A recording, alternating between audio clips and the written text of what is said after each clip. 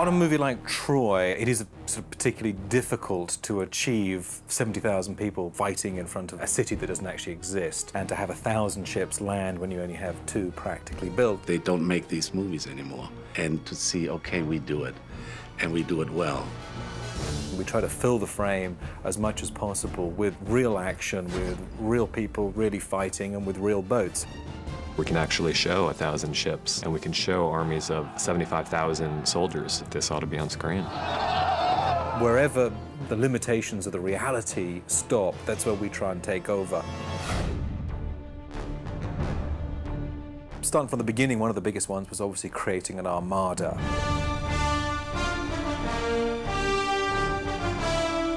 You know, we knew we had to create 1,000 ships, you know, sailing on their way and then landing on the beaches at Troy. Right from the get-go, we took the plans from the art department and replicated the 2 ships that they were building and 5 or 6 other variations of those types of boats. We built them in CG.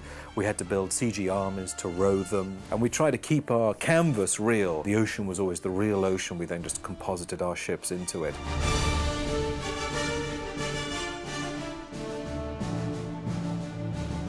We sort of created a tracking system that enabled us to lay floating buoys and different scales of boat out in the ocean so that we could figure out all of our scaling and tracking, because tracking from a moving camera on a moving platform on a moving ocean is quite complicated. But we did a lot of testing on that and created some software that enabled us to really get some great tracks from that. And then we were able to build 1,000 ships and composite those into the sequence.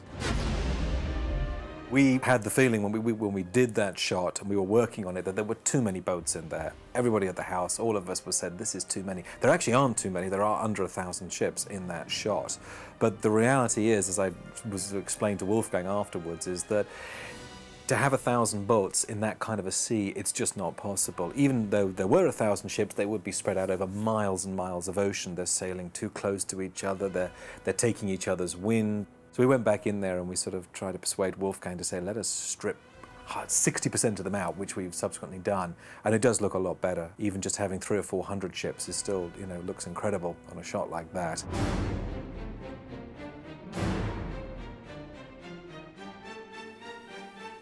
The cable cam shots were by far the most difficult, of which there's several in the film. In sort of simplistic terms, it's putting up cranes or stanchions that can go up to several hundred feet in the air that has a wire connected between the 2 cranes, and underneath it is slung a chassis system with a camera mounted underneath that. And that enables the camera, which is on a trolley connected to the cables above, to travel at high speeds for as long as the cables are.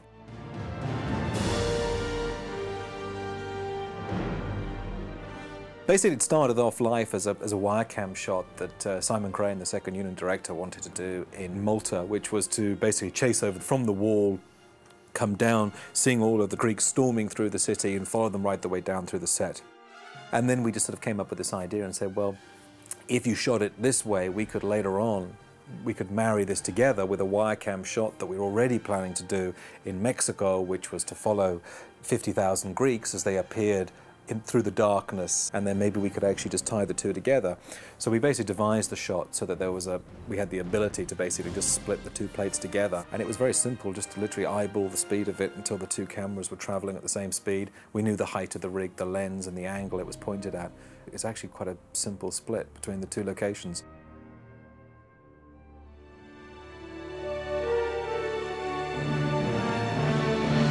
My first thing when I read the script was, you know, going through all these battle sequences, and they just say that there's thousands and thousands of people.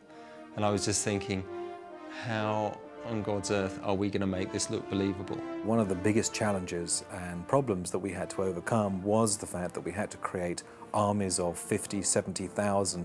So it's not the same as all the battles we've seen come before us. So it was just trying to see how we were going to take battles one step further. Immediately what they had to do was to write some software that would enable us to create an artificial intelligence system that could control and manage all of these soldiers. The software enabled us to basically go onto a motion capture stage and motion capture real stunt performers performing different actions. from walking to running to fighting, fighting with swords, fighting with shields, crashing into each other, running uphill, running downhill. And then the software basically is able to blend all of those motion capture clips together, and it can do it within a few frames. And therefore, your 50,000 people are always individually different from each other, because variation is the name of the game when you have 50,000 people, so that you don't end up getting repetition and replication, because unfortunately that is what the eye immediately seeks out and finds. We were also able to give each of the soldiers different values of aggression, and this enabled us to say, well, who was going to win and who was going to lose, and then you literally let the computer go and it creates what we call a simulation of the action, and the computer will select all the motion capture clips that it thinks are relevant for the next step and the next motion that that character should be doing, and it's like a sort of a virtual chess.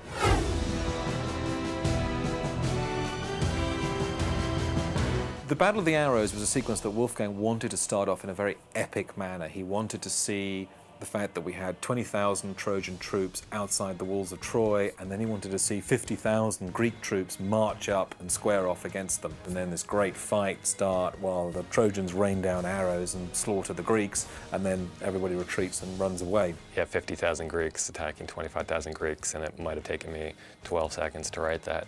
And then you see it on screen, and it's remarkable how much work it took to do that.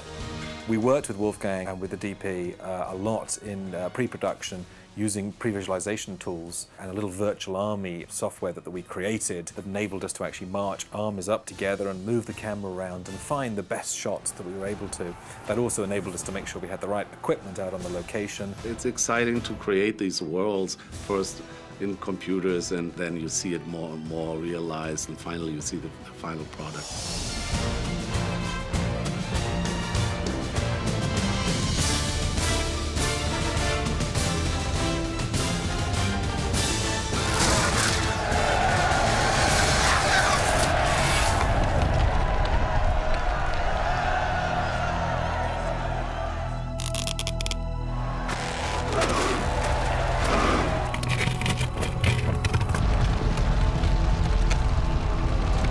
Sound is often misunderstood by the general public. They assume that the material that's recorded during the production becomes the material that comprises the final soundtrack.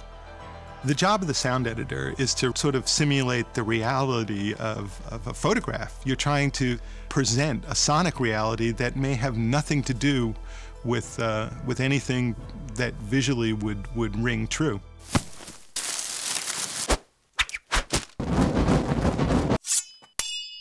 This is a Foley stage.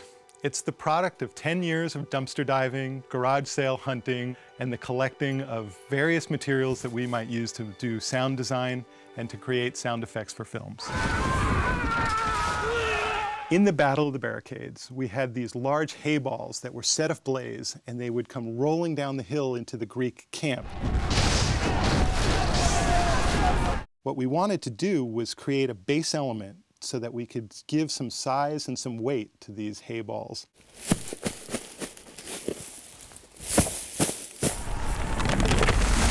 Add to them some other crunchy sounds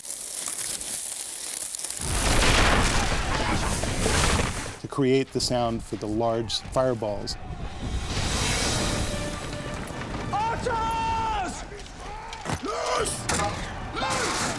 The sound of arrows flying through the air needed to be captured in great number, and therefore we needed a very large variety of whooshes and swooshes and flying sounds.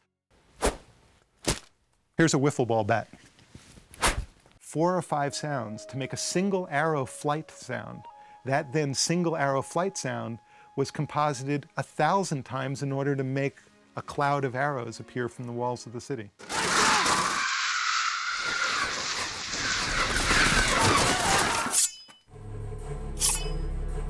Expressing the sound of swords was an essential element in Troy. Sword play basically comes in 2 flavors sonically.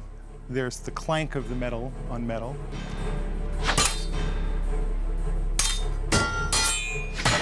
And there's the sort of the scrape and the zing sound, as we call it, for the metal being glanced.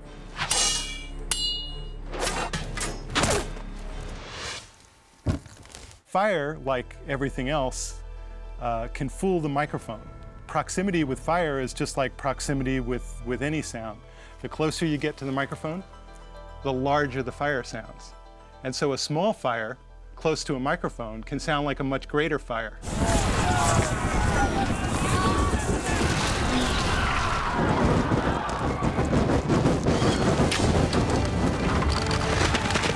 The most interesting challenge in Troy was to give it this big scope and big scale, and to express that throughout the film. For Troy!